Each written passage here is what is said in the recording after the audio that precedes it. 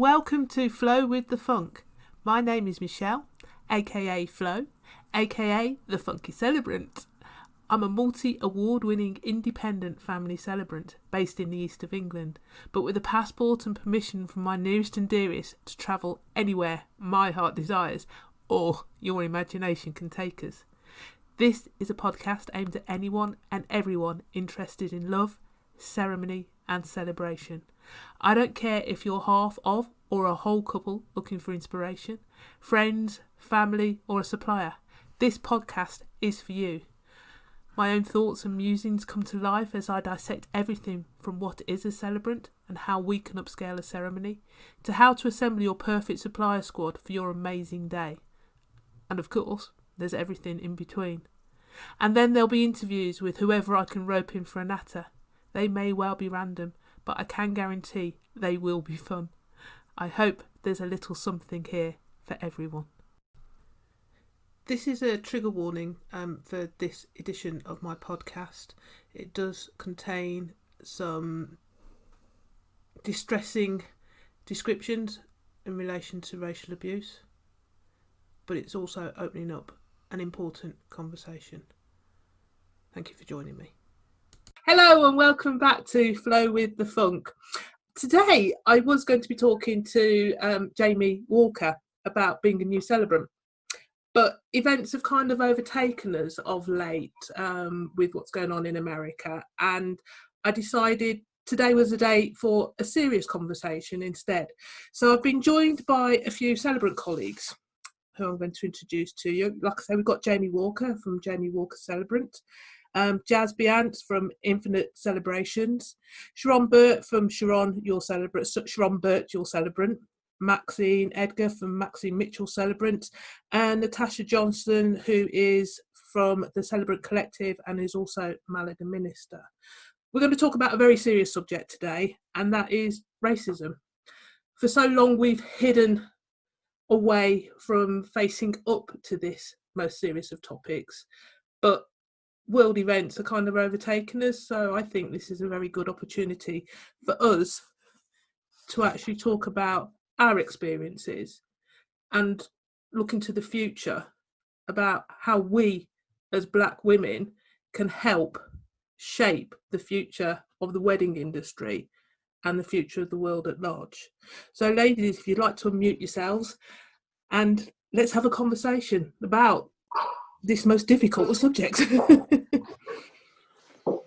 When I say to you, hashtag Black Lives Matter, what does it mean to you? I'm going to come to Jamie first.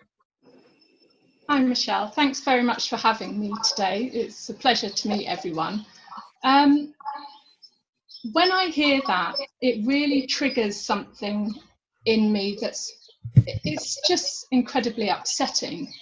What I've been watching on the news and what I've been hearing on the news this week has really taken me back to a time in my life where I felt totally ostracised, confused, very childlike, and sometimes I get really angry, and other times I feel really strong. I've got 4 children, none of whom who look like me. My eldest is blonde-haired and leggy and green-eyed, and explaining to her what that means has been really interesting.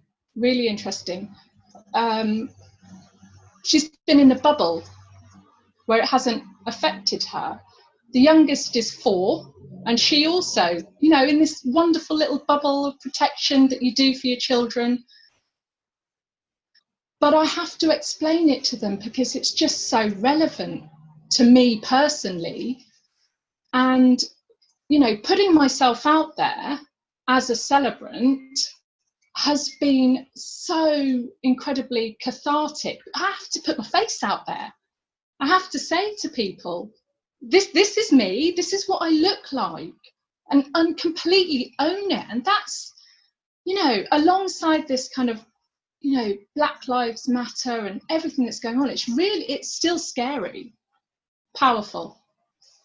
I do agree with what Jamie's just said about owning the face, because we can hide behind a lot of other things, really, can't we? If we're just a profession, if you like, rather than the celebrant that everybody sees. And for me, it's actually brought up some issues about how I look, who I am, my colour in particular.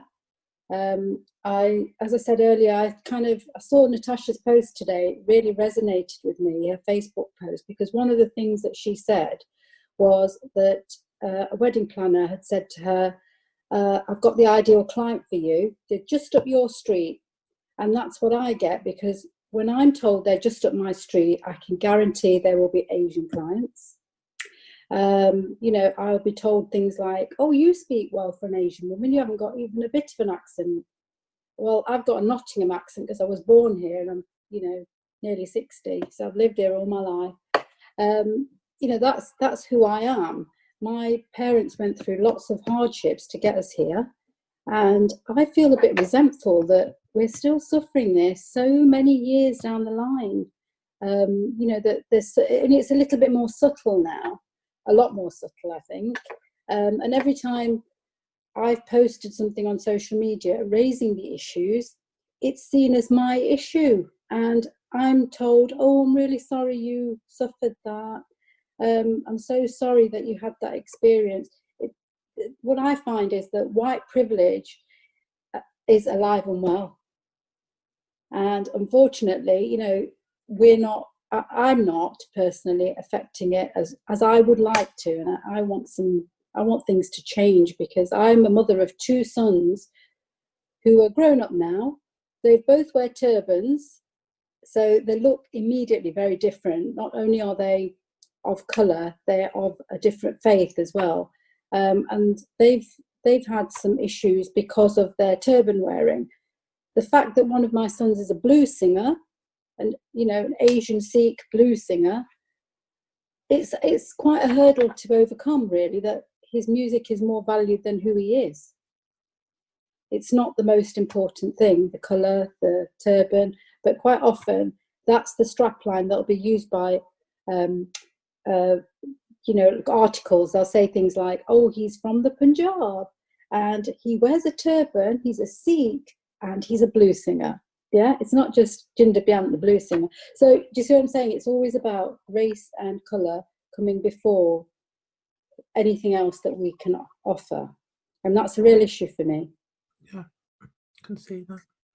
Sheron, what does #Black Lives Matter mean to you? Well, like Jazz said, it's a real issue. Thank you, Michelle, for having me here today anyway. It's a real issue, and it brings, when I hear it, it just brings back everything that I have known growing up. My mum passed away 14 years ago, and I talk about her to my children every day. I think I started to sound like my mum, but everything that I say, she's got all these quotes and everything, God bless her. But a lot of the trials and problems she had coming from the West Indies at a very young age, being given the worst living accommodation, and she was put in a 1-bedroom house in the top of like a 4-story house. They were put in a one room at the top. She had a couple of children at the time, and then she was put in with another lady who had 5 children. So there was 8, 9 of them in one room, a little pot under the bed to use for your toilet. And she spoke of these things, and right through growing up I saw and heard a lot of things, and they are just wrong, and it's always our problem, our issue. What's your problem with that? What's the issue? And it's never addressed. It never had been addressed. I mean, one of my earliest memories of racism was my mum used to work in the evenings, and she'd get the bus home. And one night she arrived, we had a call, and she was brought home by a police officer. She had a broken jaw, broken arm, she was covered in bruises, and basically she'd gone on the bus to get home, and she'd sat next to a white person who didn't like that. There was a couple of white people sitting behind, and for no reason other than her sitting there, they asked her to move. She shouldn't be sitting there. She didn't move, and they beat my mum. And the worst thing was the bus driver that was involved, that was driving the bus, was a white man. My mum was shouting for help. He didn't stop the bus. He carried on driving. There was another bus going past at the time, and it was a family friend of ours, and a friend, a black guy. And he saw something going on that didn't look right on that bus, and it was him that phoned the police and radioed for the police on his bus. And then obviously they came and they didn't catch the guys, because by the time they arrived, they'd gone. But when the police had asked the white bus driver why he hadn't stopped the bus, and he said, "It's not my fault. It's not my problem." He said it wasn't my problem, and I wasn't getting involved. And that really struck to me, because although he wasn't the one doing the fighting or anything like that, but he was just as bad as the people who were doing the fighting, because he didn't stop. My mum could have lost her life on that day. And that's something that stuck in my head from a very, very, very early age. And there's been lots of other incidents and things that go on. And when you hear about, people use the term that all lives matter. Well, actually, all lives can't matter until Black lives matter as well. Yeah. That's so true. Like me, were you brought up in Birmingham? Yes, I was. Yeah. I was born here and brought up here.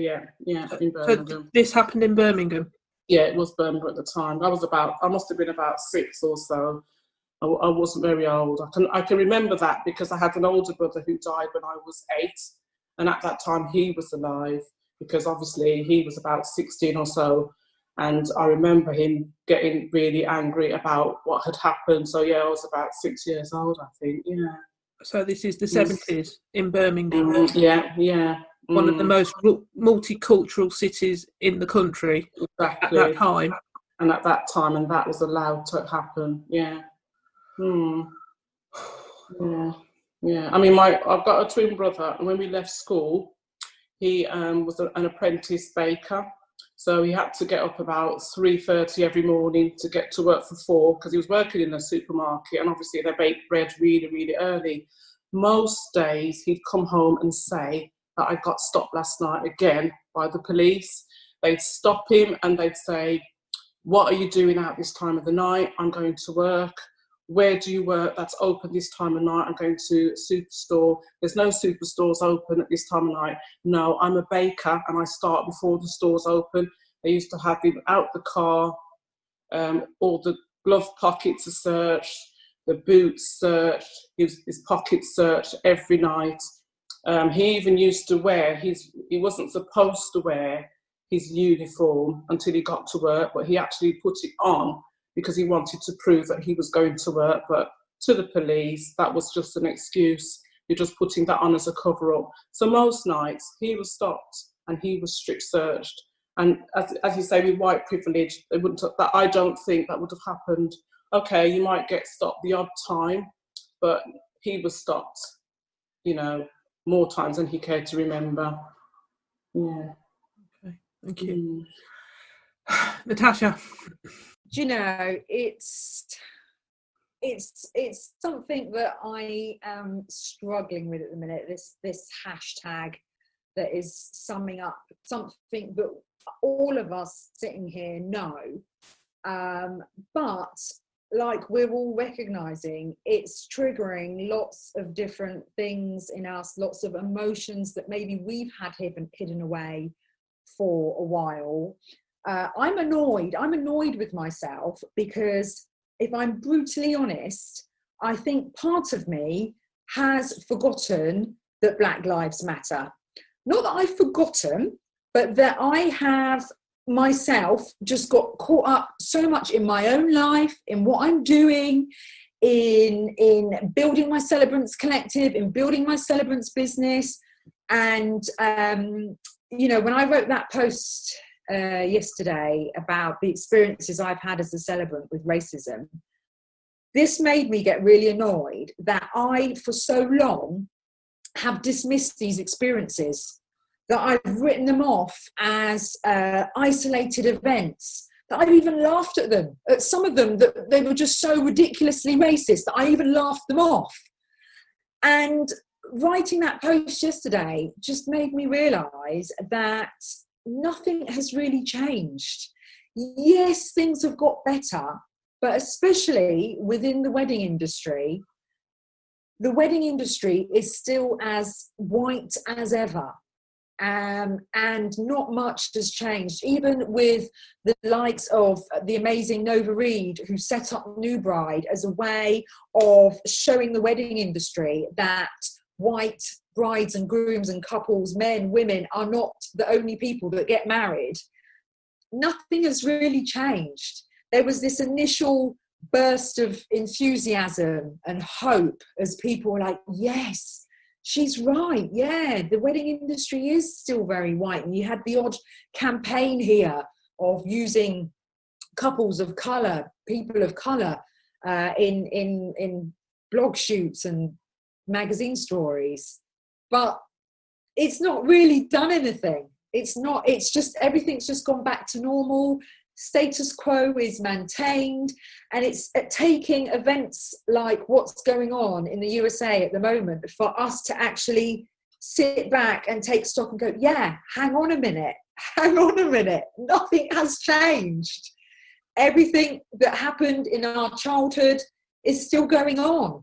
It might not be happening with the same frequency, but it's still happening. And so today I'm annoyed. I'm annoyed with myself at the way that I myself have allowed myself to treat racist events that have happened to me, and the way that I've just kind of dismissed them. And I now know it's time that, you know, we're talking to our allies and to our white counterparts and asking them to do the work and to educate themselves and to get on board with what's going on. But I feel like I need to get in touch, and I've got inner work to do, and I need to get clear again on who I am as a woman, as a black woman, as a celebrant. So yeah, lots of very mixed emotions for me at the minute, and I'm sure, hope maybe you're feeling the same as well. I think so. And Maxine, Black Lives Matter. Hi there. Well, first of all, thank you for the opportunity to be able to speak. I'm actually a funeral celebrant. Does that matter? No. Oh, great. Okay, Black Lives Matter. What does that mean to me? I don't think they do. I don't think Black Lives Matter at all. I've been a celebrant now for 3 years, officially and unofficially, and I was trained at CLC over in Northampton, and I was the only, we call it the only gay in the village. I was the only black person in the class of 12, and a wonderful class of 12, some of which are in Natasha's group. And I've constantly had to explain to them, even by demonstration, that my world is different. My reality is different from theirs. We trained in a class, and the majority, I felt, saw no colour, and we all got on pretty well, and we all did pretty well. And we've come out ready to face the world as celebrants. I was told, don't just work in your own community. You'll do so well. It did not occur to me.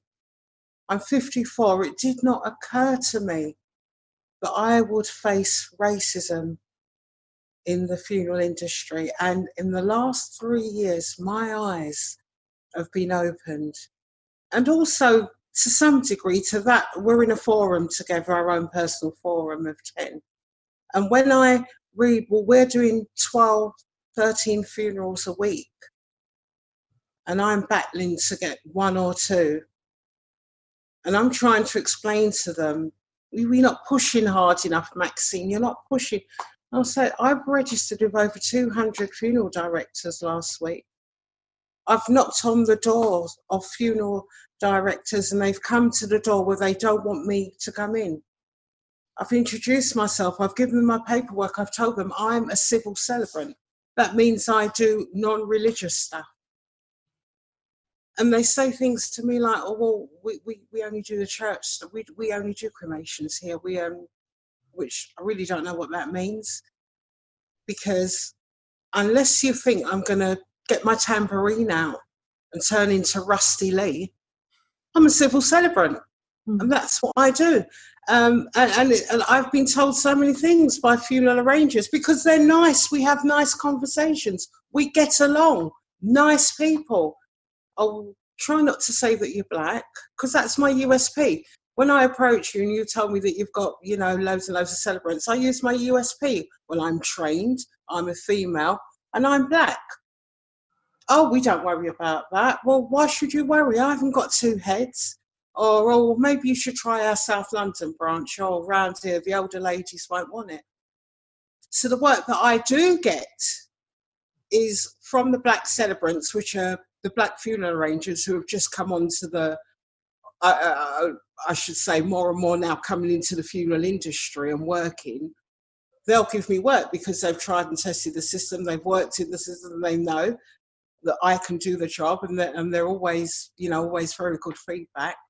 Or I'll get work from the white funeral arrangers that have black families that don't go to church or want a cremation or ask for a black person, but that is it. Or the free work where you don't charge for children, that kind of thing. But no, other than that, I wouldn't be working. So I've seen racism from a different aspect. I mean, my family have always been involved with funerals and companies. We have one particular company, local, quite a well-known company, and they've done several funerals for us. And there's a ripple effect. We've given them hundreds, and I mean literally hundreds of funerals over the last 20 years. And when I became a celebrant, not one job was offered to me. And they want to keep their firms white. They want to, and when you present this to them, they don't get it. Oh, we're not racist. We just need to find someone, you know, that you're a match for.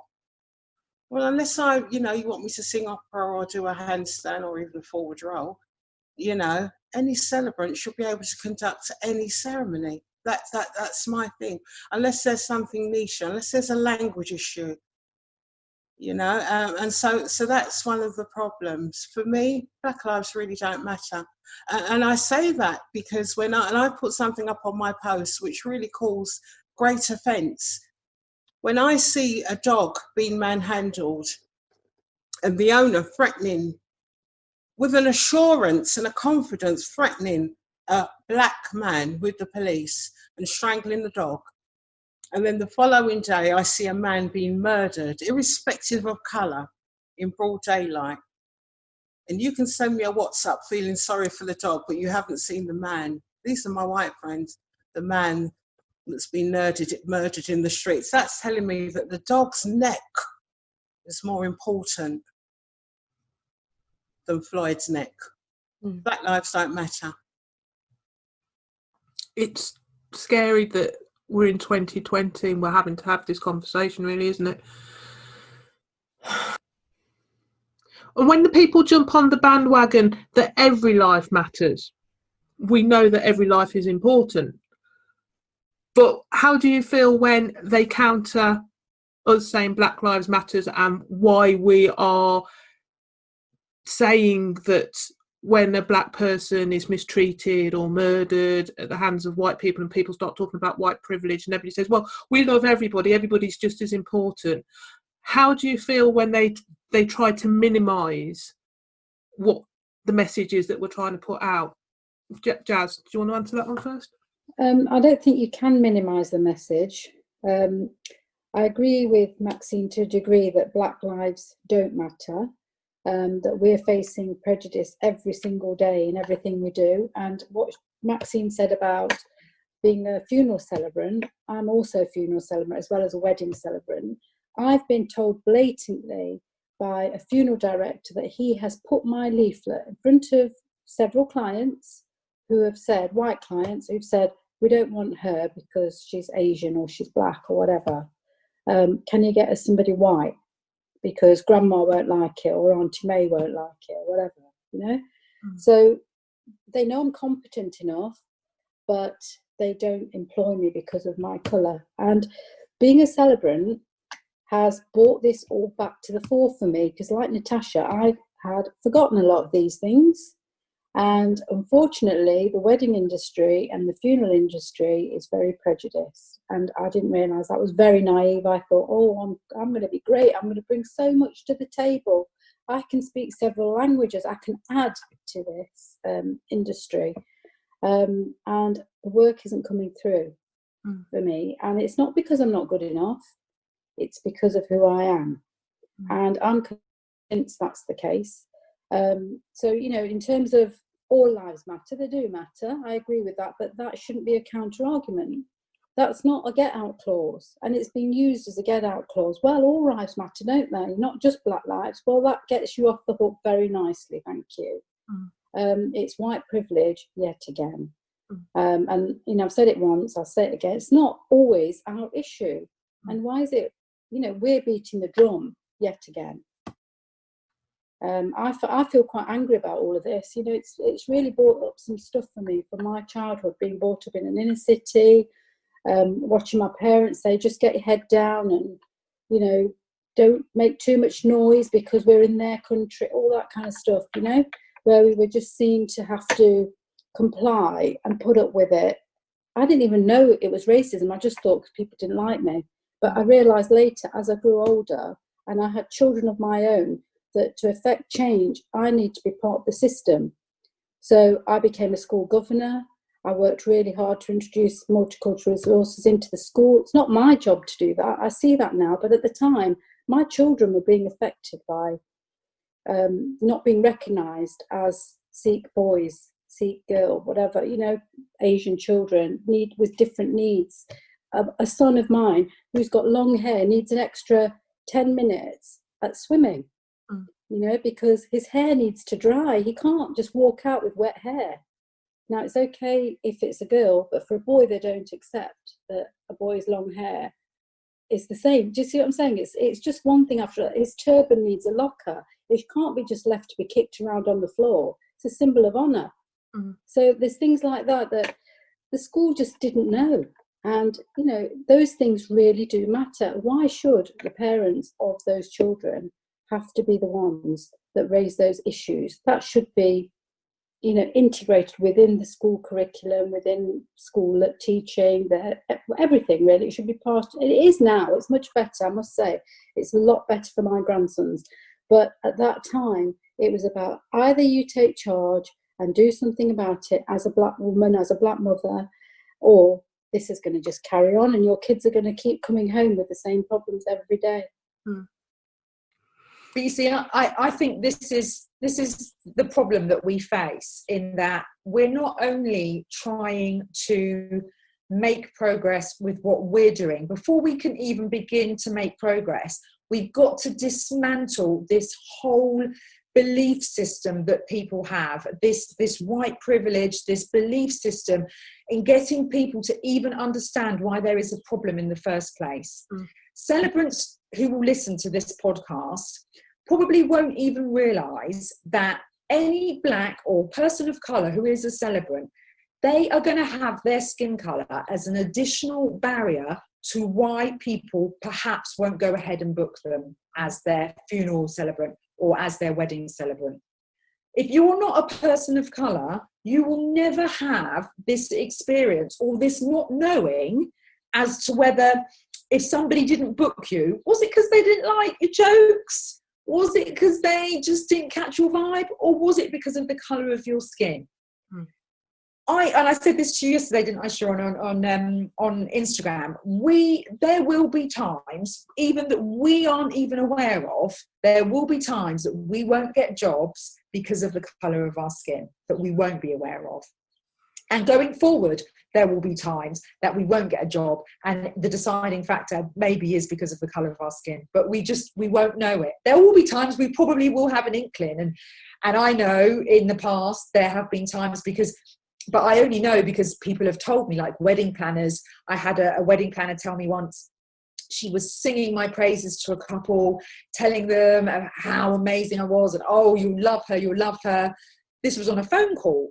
They were like, oh my gosh, she sounds amazing, she sounds just like what we want. Then she sent my link to my website, where I'm plastered all over my website. You cannot avoid the fact that I'm black when you look at my website. And suddenly it goes quiet. Is there anyone else?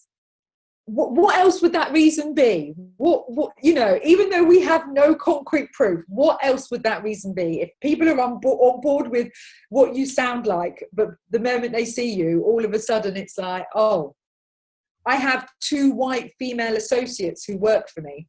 And recently, a wedding planner who I work with, she sent my details to a couple, and they came back and said, oh, that all looks great. Can we check if my two associates, if either of those are available? Why would they not want to know my availability? We all on paper look the same. What would be the distinguishing factor that makes them want to check out my 2 white counterparts but not me? It's, you know, but we have to dismantle this. And when we attempt to dismantle this, we get brushed off. Oh, no, you're imagining it. Oh, no, you know, it could be another reason. You know, oh, it is. Who says it's the colour of your skin? And this is why we have this struggle. We have this struggle because there's a belief system that needs to be crushed before we can further and make advancements with this. And we've got a lot of work to do, and I'm annoyed that I seem to have forgotten that we've still got a lot of work to do, because things have been going well for me for a long time. You forget, don't you? You forget the struggles, and listening to Maxine, and just I had tears in my eyes, just like, yeah, you know, this is happening every single day. And just because I haven't had a personal experience of it for a little while, it doesn't mean that my black colleagues aren't experiencing this on a regular basis. It's frustrating and really, really annoying. So how do we move forward then? What we've got to educate ourselves. We live it or have lived it, so we are slightly high up on the education ladder than quite a few other people, no doubt. But how do we educate ourselves, and then how do we educate our colleagues, and then how do we educate the public at large? We're talking about the industry that we work in, predominantly, be it weddings and or funerals. What work have we got to do? I'm going to go to Sheron for that one, because I know you work in both. Well, I hear you, Maxine, when you were talking about had and not getting work. I so hear you. I so get that, because I do weddings and funerals, and I had an incident where I was booked for a funeral, and when I went to visit the lady, we had a really lovely time talking, and she was just a lovely lady. And right at the end, she said to me, you know, she said, I was really upset when I spoke with the funeral arranger. She said, because when they rang you up and you said, yeah, you're available that date. And she said, and when they put the phone down, they said, so Sheron will be coming out to visit you. You do know she's coloured. And is that okay? And this woman, she said, I was so upset. She said, I didn't care where you came from, what you looked like. I just wanted a nice person to do the funeral for my husband. And she was so upset. And I didn't address it at the time. I spoke with my husband about it and my children. And I did share it on one of our personal forums. And you know, I received a message afterwards from someone who'd seen it on the forum, and they actually said to me, are you okay now? But I said, hang on a minute, I was always okay. I'm not the one here with the issue, you know? And I don't get a lot of funeral work anyway, and I just, so I'll tell you, Maxine, you could have been talking for me when you spoke. You really could have. But, you know, the way I see it, it's education. education, education, education. People need to be educated. Ask questions. Ask what you don't understand. Don't assume, you know. And you so often you hear that, you know, we've got a chip on our shoulders, you know. No, that's not the case. There needs to be education, and there isn't any. And when people say all life matters, it's like, it's a cop-off really, because it's just saying, yeah, all life matters, but, you know, no, we're addressing Black lives. This is the issue. If the white lives were the issue, then we'd address the issue. The issue is with the Black lives. So when someone just says all life matters, you're just copying off. And it's such, I get so frustrated when I hear that, or I see that written down, all life matters, because we know that that's what it should be, but it isn't. And that's where the problem lies. Do you remember when Barack Obama was running for presidency and Michelle was on the campaign trail with him? And I mean, I'm assuming quite a few you might have read her autobiography, because it's just so well written. She's just brilliant. But she said that one of her issues, and she had to tone herself down as a result, was because she came across as an angry Black woman. And it wasn't because she was an angry Black woman. She was a passionate woman campaigning for her husband. But all people saw was this angry Black woman. I can see everybody nodding. You know, and do you think that when we try and address it with certain people, that's what's coming across, that we're angry all the time? And we're not angry, we're just passionate about trying to educate and explain what's going on in our lives? But I think a lot of the time, because a lot of people don't understand, and it's a very sensitive issue, they don't want to go there. So the next best thing is to say that, you know, you're coming across as angry. What's your problem? You've got the chip. It's that cop out again, rather than they ask the question. Ask questions, you know. Ask, why do you feel that way? What's made you see that? How did that come about? Well, they don't ask the question. They're just quick to say, you know, like you said with Michelle Obama, you know, you're being, you know, yeah. Yeah. Lost the words there. Yeah. Yeah. Mm. Jamie, Yeah. as a new celebrant, obviously coming into this arena, you've got your life experiences. I mean, you were a teacher before you started in celebrancy. Has teaching taught you anything? Was there any barriers within the teaching profession? No, I didn't come across any barriers. Like Natasha said, there may well have been some, but I wasn't aware of any per se. I think when I was teaching, one of the things that was really important to me was how, as a teacher, we support children who are bullied. I was bullied at school for being Black from about the age of 8 throughout the whole rest of my primary school years, secondary school years. But I never felt like a victim. I almost looked over my shoulder and thought, who are they talking about?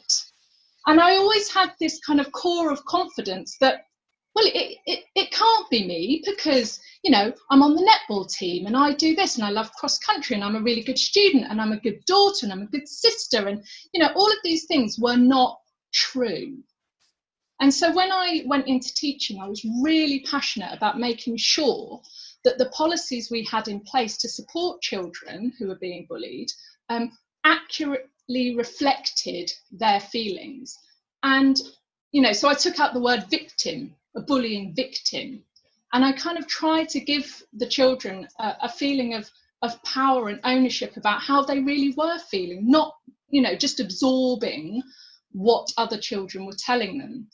So no, when I was teaching, I felt like I had a platform to say, actually, it might not be what you think people are feeling. So as Jazz was saying, getting in there on the inside, yeah, on the one hand, I thought I shouldn't have to say this, but then actually I was the best person to say it, because I had experienced it firsthand, and it wasn't always exactly what people expect. So when I was teaching, it was a wonderful experience. But when I went into celebrancy, I had a big shock again. I was like, whoa, hang on a minute. Where are you all? Where are you? There must be black celebrants. There must be black people getting married. Hang on a minute. All the magazines have got white brides, and where are all the black men? Did I dream this? You know, it was unreal. The messaging that I was receiving was, this isn't for you. No, there's no black wedding planners. There's no black celebrants. And then I found Michelle, and I said, there's the one. And then, you know, you find out, actually, we're all there, but, you know, there's so much pain and hurt when these topics are discussed, that to put yourself out there in the first place is just immense. It's immense, because you realise that actually you're just one, you know, or a few of us, as I've found, amongst this sea of faces, and you just think, will I be accepted? How will I come across? Am I going to be given a chance? Will I have a seat at the table? How am I going to present myself to couples? It's just a minefield. It really is. But you know what? I've just tried to stick to absolutely who I am, plastering my face out there as much as possible, focusing on my friends who do want to learn and educate themselves and are saying, Jamie, I don't know what to say. What do I say? Where do I begin? And I accept that completely with, you know, compassion and love, and just say, just start where you are. Your lens is going to be different to mine. So don't try and look at it through my lens, look at it through your lens, and just start where you are. And I think for me, that moment of who, me? What are you talking about, me? Has just stuck with me my whole life. However, I do remember being pregnant for the first time and having a moment with my first husband and having a conversation with him that went something like this. So, you know I'm black, right? You know our children could be really dark skinned, don't you? And it sounds crazy, but that was my concern. That was my worry. Not, am I going to have a healthy baby? Am I going to enjoy this pregnancy? It was, what is my baby going to look like, and how are they going to be treated based on that? And that is now what drives me to educate my friends. I've told my son, I mean, like I say, he's blue-eyed, blonde-haired. He goes darker than me when he gets a suntan, which really pees me off, but he's obviously inherited my facial features, but he's inherited his dad's colouring. And I've said to him, you know what, when you have children, they could end up being black. Why is that, Mum? I says, because you are black. You might look white, but you are black. And if you were living in America in the 60s, or maybe even America in the 2020s, anybody could see that you were brought up by a black person. You are going to be black till the day you die, regardless of whether you've got blue eyes and blonde hair or not. South Africa, you know, and America and things like that. So yeah, my big concern as well, I was most disappointed when he came out with blonde hair and blue eyes, because I was convinced he was going to look like me. Better looking, obviously, than his dad, but hey, we won't get there. But yeah, I was convinced he was going to have my colouring, my eyes and everything. He's got all my features, but he's got his dad's colouring. So I was disappointed. It wasn't like I was worried about what colour he was going to come out. I was disappointed when he came out the wrong colour. But, yeah. I think for me it was a genuine worry. I mean, being at school in my gosh, you couldn't have been brought up in a more quintessentially English village. It was cricket on a Sunday and cream teas and riverside picnics, and you know, the only black child in the village. And I was worried that I wouldn't be able to protect my children at school. You know, what's it going to be like for them? Have things really changed? No, they haven't. So for me, educating my children to look after each other and look after their friends and stand up for what is right is absolutely my driving force. And putting myself out there, even, you know, with this voice in my head saying you might not get the job, they might not pick you. I don't care.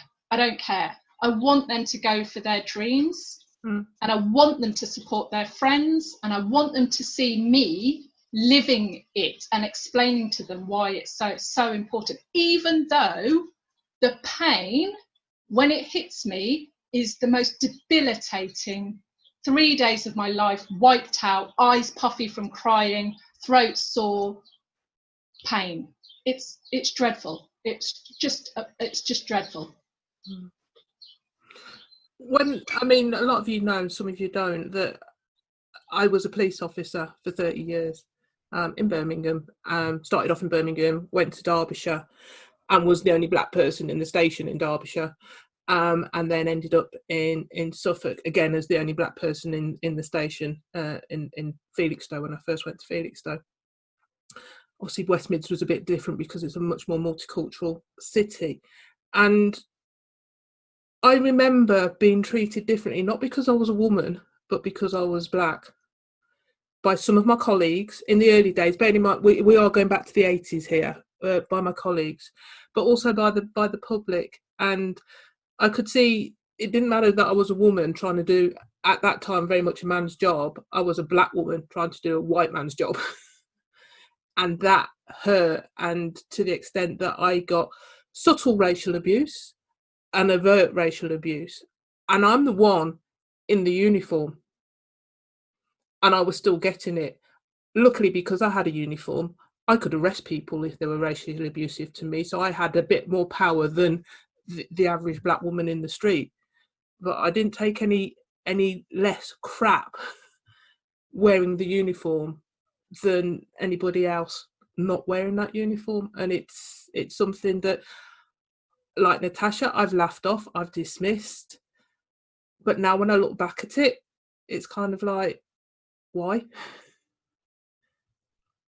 It's a difficult one, isn't it? So how do we get this message across? We're going to start educating people.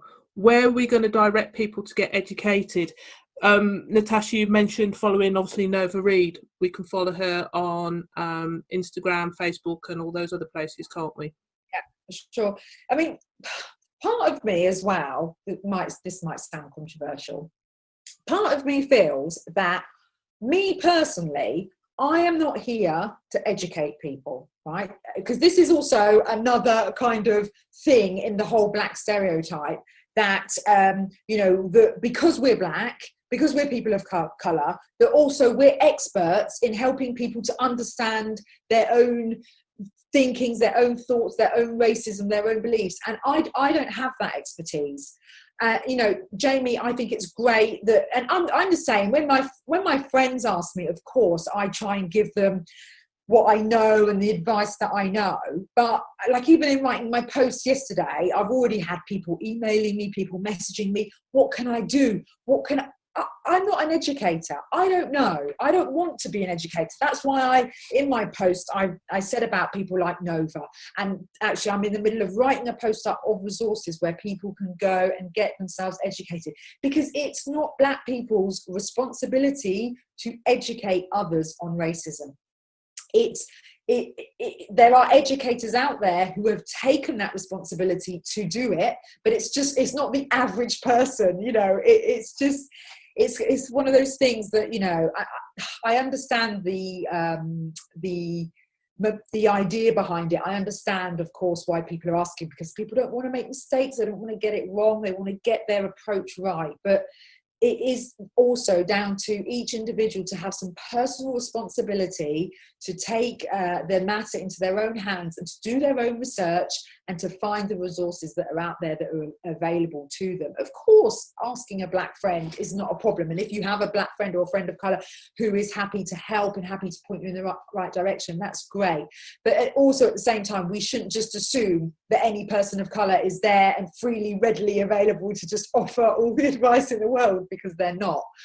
But from a wedding industry and funeral industry point of view, because it's been brilliant for me today, to hear from Maxine and to hear from Sheron, because again, I've had this blindness because I don't work in the funeral industry. They have opened my eyes to actually something that I probably could have guessed without them even needing to tell me. And like I said in my post yesterday, there are people out there still in 2020 who are not ready for a person of colour to lead their life events, to lead and commemorate their life events. It's sickening, it's awful, it's a tragedy that people still feel like that, but it's a fact. It is a fact. So we actually need to be looking at what's going on in the funeral industry and the people who are arranging these ceremonies. What are they doing? It sounds like there's a lot of education lacking within the funeral industry itself, and it's something that needs to be addressed. How? I don't know if we're ever going to get the answers right now on this podcast, but yeah, maybe Maxine can come in and give some thoughts on where the funeral industry for sure needs to, sounds like it needs a big shake up. Can I butt in? Yes. Yeah. So many things. I'm listening to all the ladies there, and it's just wonderful to know that you're not alone. It really is wonderful, because it's just so sad. It's just so heartbreaking. And if you don't know who you are, I know of white people who have been fortunate enough to have given up jobs to go into celebrancy and made money. I don't have that option. I was working nights at Waitrose 3 nights a week, 9:45 till 6 in the morning. I thought, I'll give this a year, celebrancy will take off. And it hasn't happened. So I've actually opened up my own funeral directors. So I'm actually a funeral director, yeah? I had to, because if it's not going to happen for you, you've got to create it. That's number one. But I believe we have a responsibility to ourselves, Natasha and the rest of you, to educate people. I don't think it takes expertise. I think what it takes is, I was going to say passion, but passion's obviously seen the wrong way when it comes from us. It takes, we're celebrants, we're creative people. We can speak, we can command. It's very simple.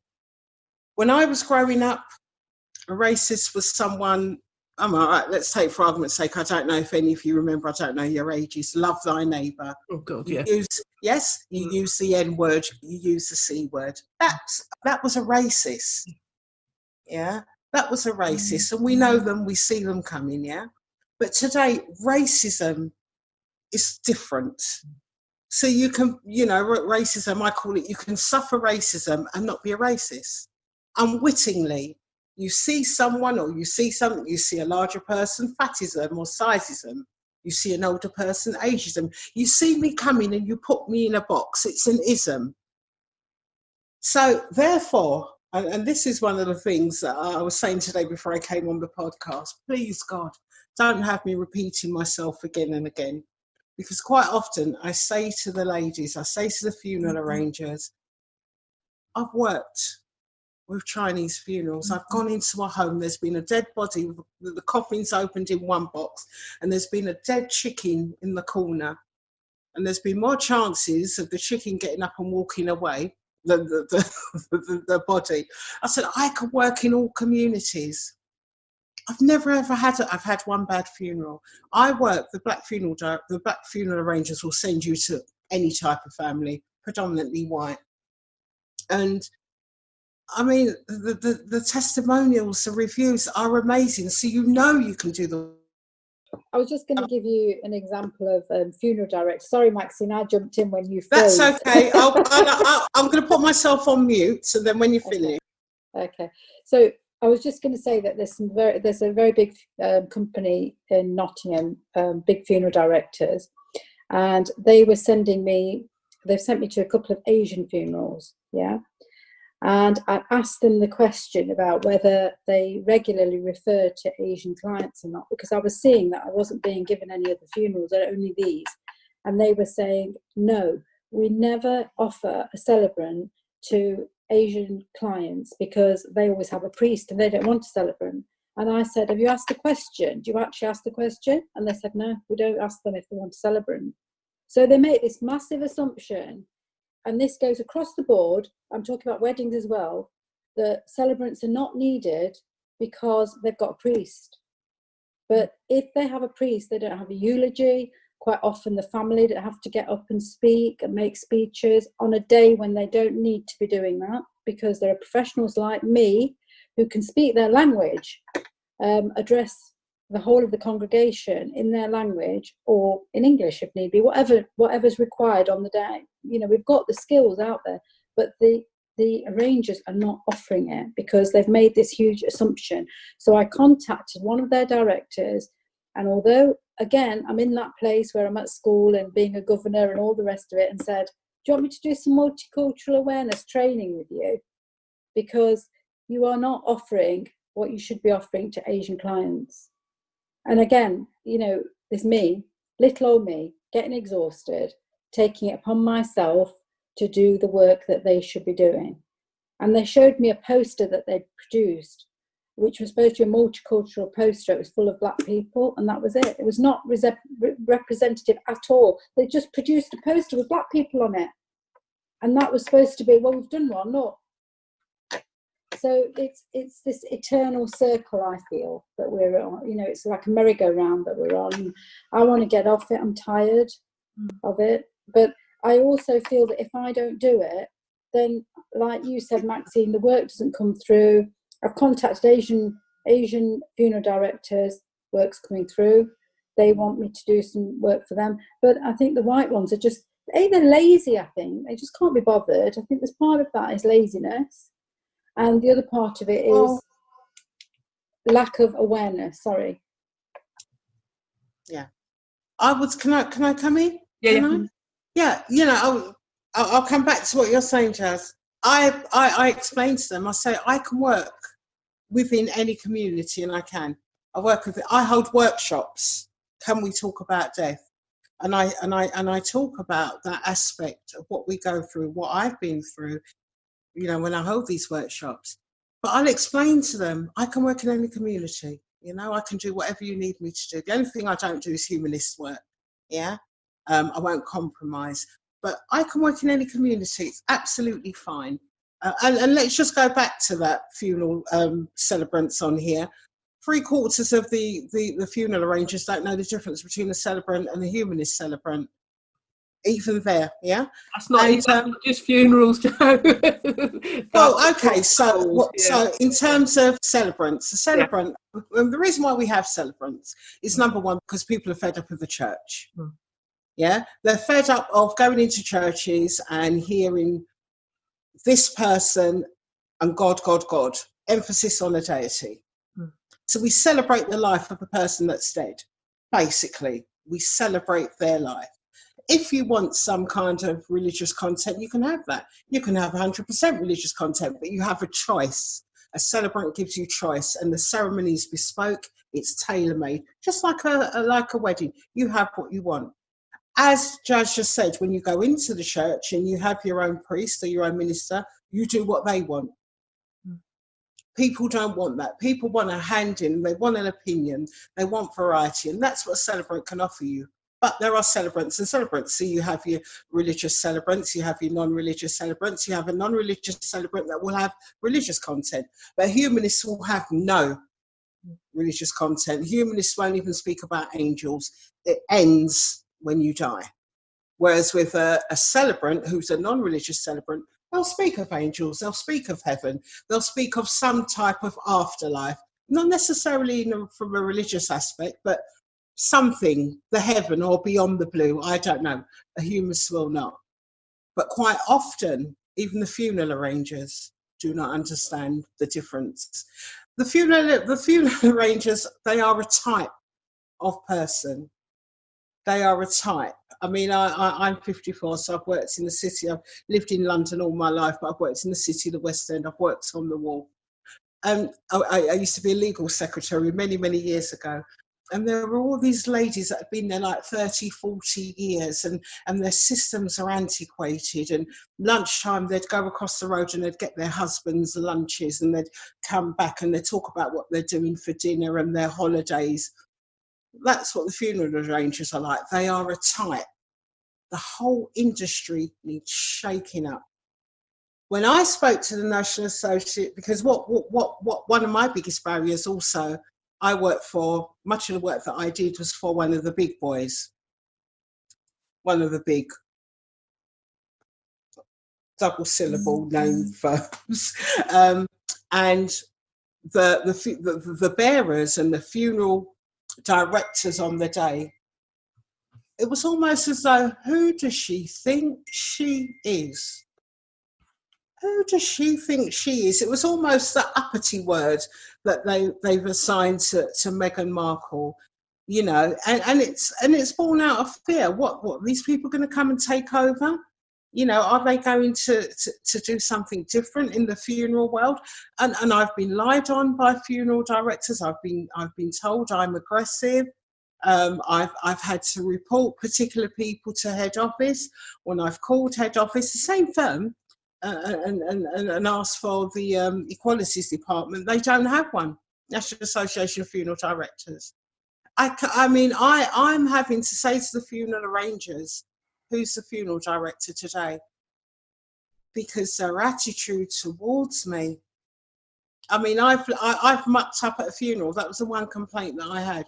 I've mucked up at a funeral when I went into a hostile environment, when I stood outside the door of the Creme office and I heard the funeral director of the day say to the Creme star poet sat Maxine, take no notice of her, take no notice of her. And they were laughing. I walked in, they stopped laughing. One of them said, oh, really nice to see you today, Maxine. And they burst out laughing. And what happened was, when it was the time for the eulogy, I'd reprinted it, and I knew the funeral director was in the office, so I was conscious that they were watching me on the camera, and I made an error. I could not find the eulogy in my folder. It was right there in front of me. Could not find the eulogy of the hundreds of funerals that I've done that particular day. Someone, I actually had it was in the folder, but I had it on my phone. And I was able to apologise and read it off my phone. And it was a splendid ceremony. It was lovely. I mucked up. But that particular funeral director encouraged the client to complain about me and tell the company never to use me again. And they'd had a first-class report of me up until then.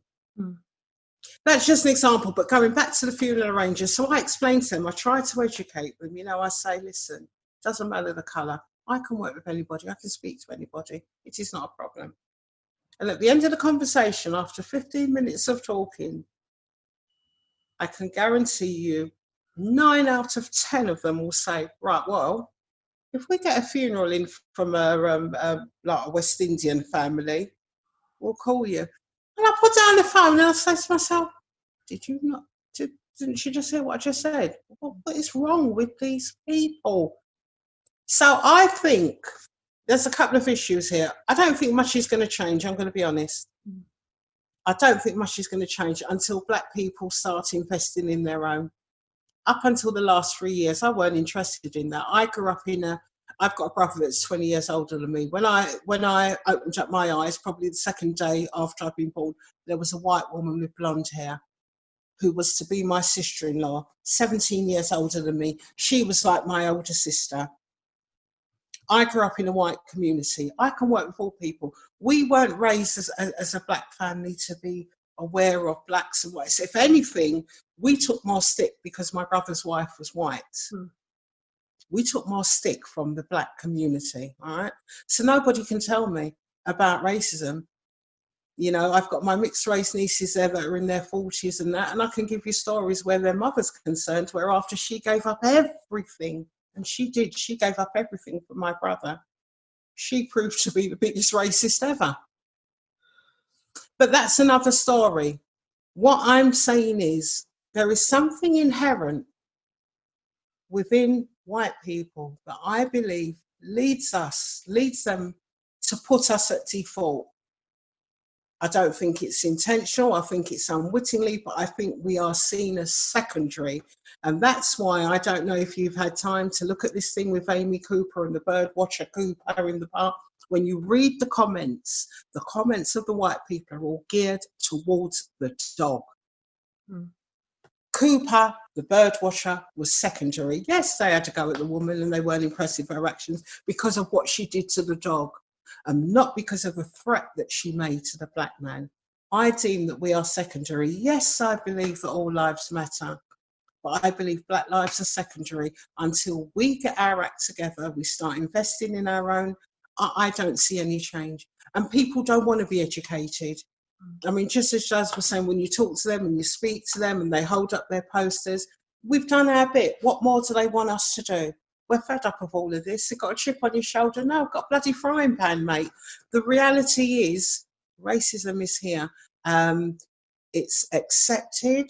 It's misunderstood. Rather than getting angry about it, whilst I don't believe we should accept it, I don't believe we need to work with it, I believe we have to make our own changes. I don't believe, however, and I actually think I'm a good celebrant. I'm used to speaking, I'm used to public speaking, I'm used to creative writing. I must be good based on what they say, not what I think. Based on the gifts that they've left, the accolades, that's all I can go by, not my own thinking, because you're never good enough. If I haven't achieved, in the last 3 years, if I haven't achieved 3 or 4 funerals in 1 week, and I was in a class with a guy, white male, which for funeral celebrants is what they want, the white male number one, who was deaf and with a speech impediment, and he's raking out 5 funerals a day. Something tells me, as Jazz just said, Maxine, create your own. Create your own, because you're pushing against the goads here and you're getting nowhere fast. So I don't phone around anymore. I don't send out stuff anymore. I've just created my own, and that's what I'm focusing on. So I haven't given up on celebrancy, but I just believe that this generation, and I do believe it's a generational thing, but I think we're getting further away. Too hard to tackle. I just feel like we're secondary. Even speaking to Natasha, I was introduced to her page by Michelle Harvey. And even, and though you say you may have been blind or blasé or naive to it, even some of the responses, I think you put up a notice. I think somebody new was posting poems that she'd written, and she posted about 6 or 7 on the page. And I think you wrote something like, we're not really supposed to be doing this, or this isn't the topic of the day. And just the essence, just the way that many of the celebrants responded to Natasha on the page, almost as to say, Natasha, who do you think you are? That's what I read, maybe you didn't. Some of the responses to what, can't we write what we want to write? I mean, who do you think you are? That kind of thing. So even your fellow celebrants, they're naive to it. And because they've not lived in your world, because they've not lived your reality, because they've been privileged. You know, privilege is something that you're not aware of. Because, I mean, I don't know about you, I'm a middle child. I'm a middle child. So when I say to my big brother and my younger sister, but look what happened to me, or I never got this, or I never got that, they're completely naive to it. That's what privilege does. You don't see. So it's very difficult. I see what you're saying, Maxine, and I do agree with you. There are probably a generation of people who will be lost to us and who probably have no hope for changing their mindset and changing how they think. But that's not why I'm not here for those people. You know, there are people out there who will listen to this podcast and who will be absolutely devastated hearing what is going on here, hearing what we're saying. People who don't want to be caught up in this, people who want there to be, you know, who are ready to accept that changes need to be made, and changes need to be made with them. I know there are people out there, of course there are. But yeah, doing stuff like this and sharing our stories and sharing our experiences more and more and more is going to get people to take a good look in the mirror and look at themselves and say, I do not want to be this person that these women are talking about. I do not want to be that person who is making somebody who is a different colour to me feel like absolute crap through something that I inadvertently say without meaning because I'm not educated. I think people want to change, and those that do want to change will try and make that change. But yeah, some of those funeral directors you talk about, they're probably, there's no change due for them. Their mindset is too set in its ways, and we can't focus on those people. We can just focus on people that really do want to make a difference. I just want to add about white privilege, and when we talk about white privilege, we're not saying that they are better than us, they've got more money than us, bigger houses than us, or anything like that. It's that they don't have that extra fight that we have as black people, as black women, that they don't have to look over their shoulder all the time. They don't have to explain themselves or think that they've lost work because of the colour of their skin. They're not going to get the abuse, the suspicion, and all the other negative associations with the colour of our skin. That's what we mean when we say white privilege. It's not that they're better than us. They just haven't got quite the same fight that we've got. And I don't care whether they're Irish and white, Scottish and white, American and white. Just the colour of the skin means they have one less fight to fight than us. And I want to get that across to anybody that's listening to the podcast. I'm not saying you're better than me. I'm not saying I'm better than you.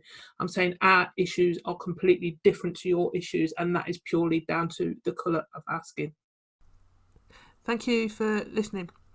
I was going to end the podcast with an uplifting poem by Maya Angelou, but I decided against it because I wanted our words to be the final thing for you to take away from this edition. I am hoping to record a second podcast with some other celebrants from around the globe. So watch this space. This is a story that we cannot let go. This is a challenge that we're all facing, and we need to keep talking about it.